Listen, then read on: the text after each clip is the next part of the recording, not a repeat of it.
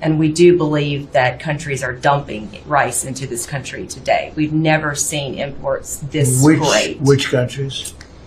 India, Thailand, even China into Puerto Rico. Puerto Rico used to be one of the largest markets for U.S. rice. We haven't shipped rice into Puerto Rico in years.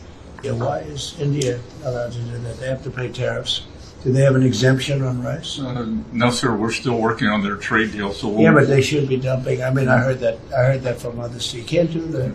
There's a WTO case against India now. Give me the countries if you could. പക്ഷെ Trump പറഞ്ഞിട്ടുണ്ട് worlds best negotiator ആണ് മോദി എന്നും Trump പറഞ്ഞിട്ടുണ്ട്. അതായത് Trump ഇതുവരെ ജീവിതത്തിൽ ഒരുപാട് സംസാരിച്ചിട്ടുണ്ട്, പല ലീഡേഴ്സിനോട് സംസാരിച്ചിട്ടുണ്ട്.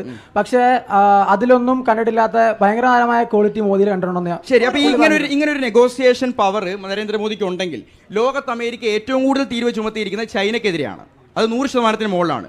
രണ്ടാമത് ബ്രസീലിനും ഇന്ത്യക്കെതിരെയാണ്. അപ്പൊ ഈ ഒരു നെഗോസിയേഷൻ എന്തുകൊണ്ട് കുറച്ചെടുക്കാൻ നരേന്ദ്രമോദിക്ക് പറ്റുന്നില്ല? ഈ തീരുവ എന്തുകൊണ്ട് ഇല്ലാതാക്കാൻ പറ്റുന്നില്ല? അതൊന്നും എനിക്കറിയാൻ മേല. ഇങ്ങനെ എന്തെങ്കിലുമൊക്കെ പറയുമ്പോഴേ എന്റെ മനസ്സിനൊരു സന്തോഷം ഉണ്ടാവുള്ളൂ. ഞാൻ എന്റെ സന്തോഷം നോക്കിയാ പോരെ. അങ്ങനെ പടക്ക കട പുതാ ഹവ